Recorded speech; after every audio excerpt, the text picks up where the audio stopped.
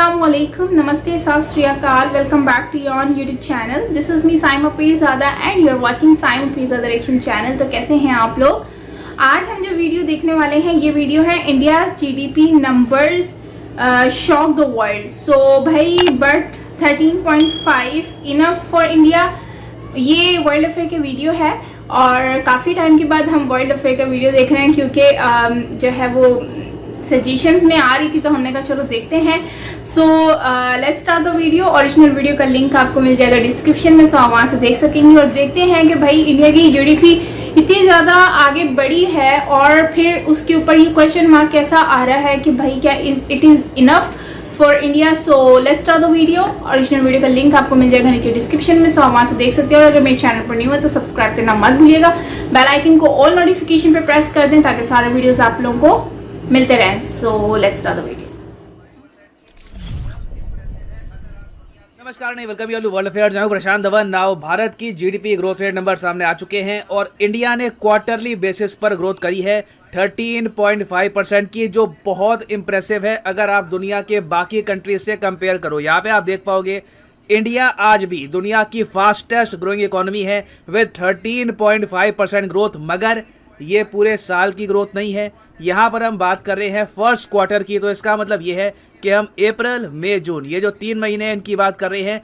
इस समय में इंडिया की जीडीपी 13.5% ग्रो करी है क्वार्टरली बेसिस पर. मगर अपने आप में इस ग्रोथ को अगर हम देखें दुनिया की बाकी कंट्री से कंपेयर करके तो फ्रांस की जीडीपी ग्रोथ रेट थी क्वार्टरली बेसिस पर सिर्फ 0.5%. यूके की थी 0.1%, एक्चुअली माइनस 0.1%. यूके ग्रो नहीं किया है. इनकी इकोनॉमी आज भी कोविड का इम्पैक्ट फेस कर रही है. उसके अलावा यूएसए, आपको याद होगा रीसेंट जीडीपी नंबर्स के हिसाब से इनकी इकोनॉमी कॉन्ट्रैक्ट करी है, मतलब कि सिकुड़ गई है इनकी इकोनॉमी बाय 0.6%. एक्चुअली यूएसए में तो अब डिबेट हो रहा है कि क्या यूएस अब रिसेशन में आ चुका है या अभी भी सिचुएशन नॉर्मल है. फिर चाइना का आपने देखा होगा सिर्फ 0.4% की ग्रोथ दिखी है. अभी भी चाइना कोविड के इम्पैक्ट से कंप्लीटली उभर नहीं पाया. अब यहाँ पे आपका क्वेश्चन आएगा कि अपने आप पे जीडीपी नंबर्स अगर इंडिया के कंपेयर करो आप with the rest of the world, चाहे यूके हो, जो भी मेजर इकोनॉमीज हो, हम काफी अच्छा कर रहे हैं. बट इसको आज भी हमारे देश में हम डिसअपॉइंटिंग क्यों कह रहे हैं? Why is 13.5% still disappointing? Reason मैं आपको ये बता रहा हूँ, एक्सपेक्टेशंस बहुत हाई है. RBI, reserve bank of India ने खुद कहा था कि हो सकता है कि पहले क्वार्टर में हमारी टोटल ग्रोथ रेट 16% के भी ऊपर जाए. आरबीआई तो खैर काफी ऑप्टिमिस्टिक था. और जगह आप अगर देखो फॉर एग्जांपल यूएस मीडिया कह रहा था कि मोस्ट प्रोबेबली इंडिया ग्रो करेगा 15% के आसपास पर. ब्लूमबर्ग ने एग्जैक्ट फिगर कोट करी थी कि 15.3% इंडिया ग्रोथ करेगा. इनकी एस्टिमेट्स के हिसाब से जो प्रिडिक्शन करी गई थी उसके हिसाब से इंडिया की जीडीपी ग्रोथ रेट उतनी इंप्रेसिव तरीके से ग्रो नहीं करी गई है. इसलिए कहा जा रहा है कि हमको और बहुत कुछ करने की आवश्यकता है ताकि इकोनॉमी और तेजी से आगे बढ़े. ना इस वीडियो में मैं आपको बताऊंगा कि 13.5% ग्रोथ रेट ये अभी भी इंडिया में कम क्यों लग रही है, इसके और क्या क्या रीजंस है, बहुत कुछ आपको जानने को मिलेगा. मगर आगे बढ़ने से पहले आपसे एक क्वेश्चन पूछूंगा. क्वेश्चन यहाँ पर यह है कि जिन जीडीपी नंबर्स की हम बात कर रहे हैं यहाँ पर, ये जो 13.5% की, ये किसने रिलीज किए थे रिसेंटली? ये है यहाँ पे आपकी option, World Bank, IMF, NSO या फिर none of the above. Comment section में करो उत्तर. सही आंसर मैं आपको दूंगा वीडियो के अंत में. नाउ पिछले साल आप अगर जाओ फाइनेंशियल ईयर 21-22 के आसपास तो आपको याद होगा कि पहले क्वार्टर में हमारी जीडीपी ग्रोथ रेट आई थी 3 महीने की 20% के भी ऊपर. उसके कंपैरिजन में अब हमारी जो 3 महीने की ग्रोथ रेट है क्वार्टर टू क्वार्टर बेसिस ये 13.5% है. इसका मतलब ये है कि इस पूरे साल में ना हमारी ग्रोथ रेट अब रहने वाली है 7 से लेकर 7.5%. जी हाँ, इंडिया मोस्ट प्रॉब्ली 7.5% पूरे फाइनेंशियल ईयर में ग्रो करने वाला है, जो अपने आप में बुरा नहीं है. मगर अगेन दुनिया को इंडिया से उम्मीदें बहुत ज़्यादा है. मूडीज जो यूएसए की क्रेडिट रेटिंग एजेंसी है, इन्होंने ये कहा था कि इंडिया मोस्ट प्रोबेबली ग्रो करेगा 8.8% पे. मगर अब जो रीसेंट डेटा आया ना ये 13% वाला, ये देखकर इन लोगों ने भी जो पूरे साल के एस्टिमेट्स हैं इंडिया की जीडीपी के, ये कट कर दिए और ये कहा है कि नहीं जी पूरे साल में इंडिया की जीडीपी 7.7% के आसपास ग्रो करेगी, जो काफ़ी नहीं है. ये बातें दुनिया भर में कई अर्थशास्त्री, इकोनॉमिस्ट, फाइनेंस मिनिस्टर्स कह चुके हैं कि इंडिया को अगर लगातार नौकरियां क्रिएट करनी है, क्योंकि आप सबको पता है इंडिया में आज के समय एक बहुत ही बड़ा इशू है अनएम्प्लॉयमेंट का। हमारे देश को नौकरियां और चाहिए, हमारा देश यंग है, यंग पॉपुलेशन है, दे नीड जॉब्स। तो आने वाले 25 सालों तक अगर हमको प्रॉपरली नौकरी देनी है अपनी बड़ी आबादी को, तो 8 से लेकर 10% के आसपास ग्रो करना होगा। उससे कम की ग्रोथ में काम चलेगा नहीं। उसके अलावा देखिए एक फैक्टर यहाँ पर ये भी है कि कौन से सेक्टर आपकी जो ग्रोथ है उसमें कंट्रीब्यूट कर रहे हैं, ये भी देखना होगा। फॉर एग्जांपल अभी जो हमारी ये 13.5% की ग्रोथ रेट है, इसमें बहुत ही बड़ा कंट्रीब्यूशन है सर्विस सेक्टर का। मैन्युफैक्चरिंग सेक्टर आप अगर देखो तो इतना तेजी से ग्रो नहीं कर रहा जितना हम एंटिसिपेट कर रहे हैं। इसलिए आपने देखा होगा रिसेंटली इंडियन गवर्नमेंट ने चाइनीज कंपनीज को भी कहा है कि आप इंडिया में मैन्युफैक्चरिंग करना स्टार्ट करो, we need more jobs in India. अब यहाँ पर आपका एक मेन क्वेश्चन ये भी आएगा कि कई लोग ना बेस ईयर की बात करते हैं कि बेस ईयर के हिसाब से इंडिया की जो ग्रोथ है बड़ी कम है। इसका मतलब क्या है, ये मैं आपको बहुत ही ज़्यादा सिंप्लीफाइड तरीके से बताता हूँ कि 13.5% जो ग्रोथ है ये भी लोगों को कम क्यों लगती है। देखो, जब हम बात करते हैं ना बेस इफेक्ट की, तो इसे हम एक्चुअली यूज़ करते हैं इन्फ्लेशन को काउंट करने में, उसके अलावा जीडीपी ग्रोथ रेट को समझने में। इन्फ्लेशन की अगर मैं बात करूं, मैं आपको एक सिंपल सा एग्जांपल देता हूं। मान लो एक सेब की कीमत थी अप्रैल 2017 में 50 रुपये, ठीक है।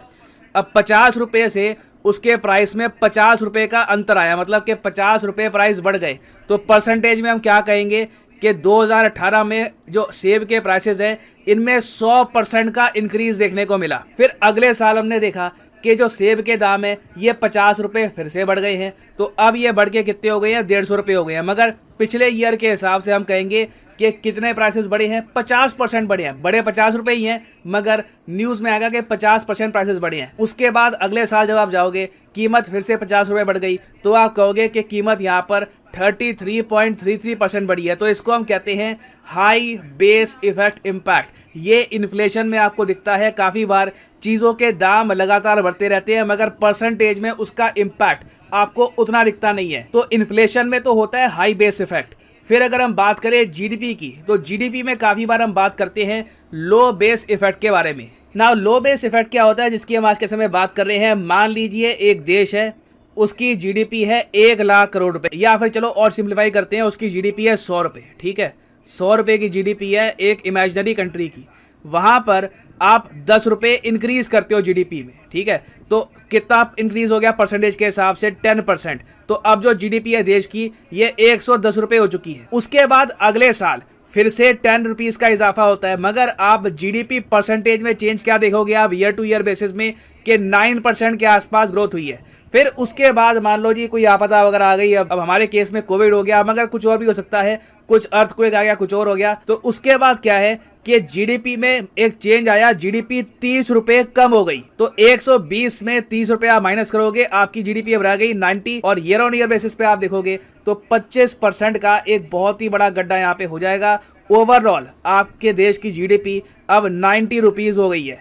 अब क्या है कि देखो 90 रुपीज़ में फिर से आप 10 रुपये ऐड कर दोगे ना, तो आपको ग्रोथ रेट दिखेगी 11.11%। आप कह सकते हो कई सालों की ग्रोथ रेट को हमने बीट कर दिया। मगर जो ओरिजिनली नुकसान हुआ था हमारा, जो 110 से सीधा 90 पे हम गिर गए, ये अभी रिकवर करने में टाइम लगेगा। 90 से पहले 100 हो जाएगा, 100 से 110, फिर 120। तो जो ये लो बेस इफेक्ट वाली बात है, अभी आप यहाँ पे कहोगे इंडिया के कंटेक्स्ट में कि कोविड 2020 में हमने देख लिया, ठीक है, 2020-21 में हमने देख लिया। आज भी हम लो बेस इफेक्ट की बात क्यों करते हैं कि जो 13% ग्रोथ रेट दिख रही है ना, इसमें लो बेस इफेक्ट का इम्पैक्ट है। तो इसका रीज़न यही है कि जो बहुत बड़ा गड्ढा बना था 2022-21 में ना, ये वाला गड्ढा, इसको अभी पूरा करने में कुछ साल लगेंगे। इस फाइनेंशियल ईयर के बाद आप देखोगे अगर हाई ग्रोथ रेट आती है तो उसमें लोग लो बेस इफेक्ट का यहाँ पे बहाना नहीं लगाएंगे। ये लोग ये नहीं कहेंगे कि जी कोविड में गिर इतना गए थे कि अब इतनी ग्रोथ रेट तो आएगी ही। हाँ, हालांकि यहाँ पर मैं ये बोलूँगा, बीच में अभी क्या हुआ कि भारत सरकार में फॉर्मर एक फाइनेंस सेक्रेटरी थे। फाइनेंस सेक्रेटरी मैं आपको बता दूं एक बहुत ही ज़्यादा ऊंची पोस्ट होती है। फाइनेंस मिनिस्टर के बाद सीधा आप कह लीजिए फाइनेंस सेक्रेटरी होते हैं most powerful in the ministry of finance. तो इन्होंने रिसेंटली एक ट्वीट कर दी जिसको भारत सरकार ने कहा कि ये फेक न्यूज़ है। इन्होंने कह दिया कि इनकी कैलकुलेशन के हिसाब से ना, इंडिया की 3 साल की आप अगर ग्रोथ रेट देखोगे तो ये आपको 3% के आसपास दिखेगी। अब हालांकि यहाँ पे सरकार ने ये कहा है कि इन्होंने एक जगह जो फिगर है ये थोड़ी गलत ले ली है। जो जीडीपी इन Q1 है ये अब 36 लाख 85,000 करोड़ रुपीस हो चुकी है। ये एक्चुअल नंबर है, इन्होंने रियल नंबर कम दिखाया है तो इससे ऑटोमेटिकली ग्रोथ आपको कम दिखेगी। तो ये थोड़ा सा विवाद चला था, मगर देखिए हमको यहाँ पर एक चीज़ ये भी नोटिस करनी पड़ेगी कि सरकार को ना कैसे भी करके इन्फ्लेशन भी मैनेज करनी है। इन्फ्लेशन के हिसाब से आप अगर इंडिया को देखो तो हम बहुत अच्छा कर रहे हैं इवन आफ्टर कोविड। अगर आप रीसेंट डेटा देखो तो इन्फ्लेशन रेट इंडिया में ना 7% के आसपास झूलता रहता है। बाकी देशों में आप अगर देखोगे तो ये फोर्ब्स का आपको आर्टिकल दिखा रहा हूँ मैं, यूएसए में इन्फ्लेशन 8.5% है, ठीक है। उसके अलावा यूके में इन्फ्लेशन आप अगर देखो तो 10.1% के आसपास पहुंच चुकी है। कनाडा में इन्फ्लेशन 7.6% के आसपास है। दुनिया भर में ओवरऑल हम देख रहे हैं कि इन्फ्लेशन काफ़ी हाई है। तो जब इन्फ्लेशन हाई होती है तो सरकार के लिए काफ़ी मुश्किल हो जाता है टैक्स बढ़ाना और वेरियस स्टेप्स उठाना जिससे हम ग्रोथ रेट और बढ़ा सकते हैं। तो एक बहुत ही ट्रिकी अभी सिचुएशन है। और मेरे हिसाब से देखो, मैं यहाँ पर हमेशा की तरह आपको ये कहूँगा, इंडिया में ना हम लोग न्यूज़ को ऐसे देखते हैं कि क्या ये सरकार को नेगेटिव तरीके से दिखाती है या फिर दिखाती है पॉजिटिव तरीके से। मैं आपको ये कहता हूँ कि जो न्यूज़ है, जो डेटा है, उसको रियलिटी के हिसाब से देखो, किसी बायस के साथ आप डेटा को एनालाइज मत करो। तो अगर हम बहुत ही न्यूट्रल पर्सपेक्टिव से देखें तो इंडिया की जो ये परफॉर्मेंस है 13.5% की, देखने में ठीक है, मगर इसमें बहुत ज़्यादा इम्प्रूवमेंट की गुंजाइश है अभी। और इंडिया का असली टेस्ट मैं आपको कहूँगा कि अगले साल से स्टार्ट होगा, जब लो बेस ईयर इम्पैक्ट बिल्कुल ख़त्म हो जाएगा और फिर दुनिया ऑब्जर्व करेगी कि क्या इंडिया रिकॉर्ड तोड़ ग्रोथ रजिस्टर कर पाएगा या फिर नहीं। नाउ फाइनली वापस आते हैं अपने क्वेश्चन की तरफ कि जो रीसेंट जीडीपी नंबर जिनकी हम बात कर रहे थे अभी, ये 13.5%, ये किसने किया है रिलीज। तो सही उत्तर यहाँ पे है NSO, नेशनल स्टैटिस्टिकल ऑफिस। यहाँ पर आप देख पाओगे ये यहाँ पे लिखा हुआ है according to the data released by NSO। याद रखिएगा, बहुत ही इंपॉर्टेंट है एग्जाम पर्सपेक्टिव से। और फाइनली यहाँ पर मैं ये भी ऐड कर दूं कि लाइफ में अगर आप एक बार प्रॉपरली यूपीएससी एग्जाम की तैयारी करना चाहते हैं, किसी भी एग्जाम की तैयारी करना चाहते हैं, चाहे IIT हो, बैंक हो, तो सिंपली जाइए कमेंट सेक्शन में। कमेंट सेक्शन में आपको मिलेगी ये पिंड कमेंट और यहाँ पे आप परचेज कर सकते हैं the course of your choice. For example let's say आप प्रिपेयर कर रहे हैं फॉर यूपीएससी, क्लिक करिए यूपीएससी पर और यहाँ पे आपके सामने खुल जाएगा ये पेज और यहाँ पे आप परचेज कर पाएंगे UPSC course for 36 month as well. अगर मान लीजिए आप एक कॉलेज स्टूडेंट हैं, अभी आपके पास टाइम है 2-3 साल का, आराम से यूपीएससी की प्रिपरेशन करनी है, तो 36 महीने का जो कोर्स है ये भी आप कर सकते हैं परचेज। मगर जो प्राइसेस यहाँ पर लिखे हैं ये पे करने की जरूरत नहीं है, सिंपली यहाँ पर कोड यूज करिए। जीडीपी की ग्रोथ रेट जो है वो 13.5 कर ली है।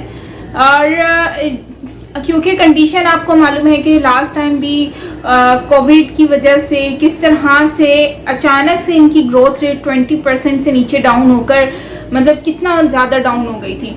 तो फिर उस सिचुएशन को अगर हम देखते हुए आइडिया लगाएं तो मुझे लगता है कि इंडिया ने बहुत अच्छे से प्रोग्रेस की है as compared to other countries. जैसे कम्पेयर टू अदर कंट्रीज अगर हम देखें तो दूसरी कंट्रीज ने उस तरह से ग्रोथ नहीं की है।